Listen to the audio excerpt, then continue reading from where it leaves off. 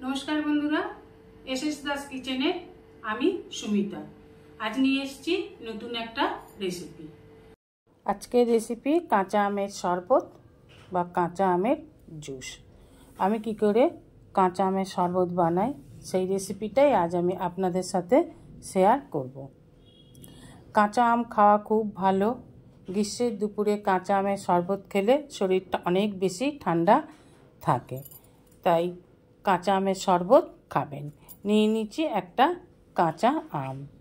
আমটাকে ভালো করে ধুয়ে খোসাটা উপরে ছাড়িয়ে নেব। দেখুন খোসাটা ছাড়িয়ে নিয়েছি। এবার একটু ছোট ছোট করে কেটে টুকরো করে নিতে হবে। আমি মিক্সি জারেতে এটাকে পেস্ট করে নেব। দেখুন এইভাবে ডুমো ডুমো করে কেটে নিয়েছি। খুব একটা ছোট ছোট করে কাটিনি, কেন খুব একটা মিহি করে পেস্ট করব না, একটু দানা দানা থাকলে খেতে ভালো লাগে। এবার একটা মিক্সি জার নিয়ে নেব। মিক্সি জারের মধ্যে আমের টুকরোগুলোকে নিয়ে নিলাম। একেবারে ভর্তি হয়ে গেছে তাই একটু খালি করে নিলাম। দিয়ে দিলাম বড় চামচের 2 চামচ চিনি। দিয়ে দেব বড় চামচের 2 চামচ টক দই। যে কোনো শরবতে টক দই থাকলে অবশ্যই সেটা ব্যবহার করবেন। দিয়ে দেব পরিমাণ মতন লবণ। দিয়ে একটা পেস্ট বানিয়ে নেব। দেখুন পেস্ট বানিয়ে নিয়ে এসেছি। এবার পেস্টটা বাটিতে নিয়ে নেব একটা। এবার বাকি যে আমগুলো ছিল সেগুলোকেও এইভাবে পেস্ট করে নিলাম। এখানে বলে রাখি, যেসব বন্ধুরা আমার চ্যানেলটিকে সাবস্ক্রাইব করে আমার পরিবারের সদস্য হয়েছেন তাদের অসংখ্য ধন্যবাদ। যারা এখনও আমার চ্যানেলটিকে সাবস্ক্রাইব করেননি, আমার পরিবারের আজই নতুন দর্শক, তাদের কাছে অনুরোধ রইল আমার চ্যানেলটিকে সাবস্ক্রাইব করে আমার পরিবারের সদস্য হবার জন্য। এবার মিক্সি জারটাকে একটু ঠান্ডা জল দিয়ে ধুয়ে নেব। ধুয়ে সেই জলটা নিয়ে নিলাম। এবার আমের পেস্টটাকে ভালো করে মিশিয়ে নিতে হবে জলটার সাথে। খুব একটা মিহি করে পেস্ট আমি করিনি, একটু দানা দানা আছে, একটু মুখে পড়লে ভালো লাগে। দেখুন আবার একটু বড় বড়ও আছে যেগুলো মুখে পড়লে খেতে ভালো লাগবে। এইগুলো এইভাবে পেস্টটা বানিয়ে নিতে হবে।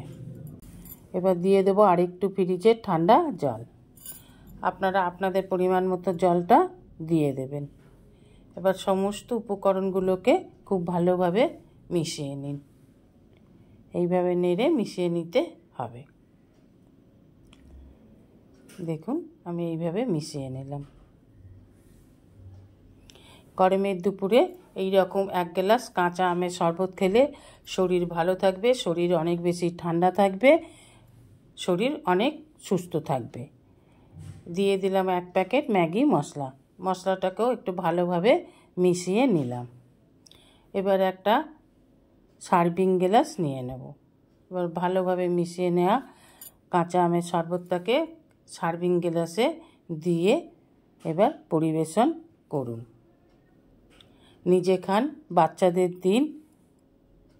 প্রখর রোদে এই রকম একটু কাঁচা আমের শরবত পেলে শরীর মন জুড়িয়ে যাবে।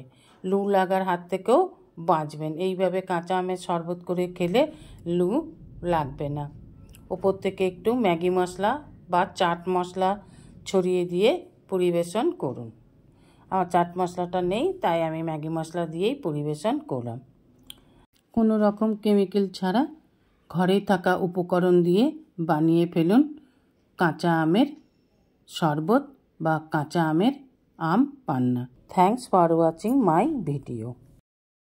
রেসিপিটা ভালো লাগলে অবশ্যই একটা লাইক, কমেন্ট, সাবস্ক্রাইব করার অনুরোধ রইল। পাশে থাকা বেল আইকনটিতে ক্লিক করে দেবেন নিউ ভিডিওর আপডেট যাতে সবার আগে আপনার কাছেই পৌঁছে যায়। নমস্কার, আজ এই পর্যন্তই। আবার দেখা হবে নতুন একটা রেসিপির সাথে নতুন একটা দিনে। ভালো থাকবেন, সুস্থ থাকবেন, সঙ্গে থাকবেন। নমস্কার।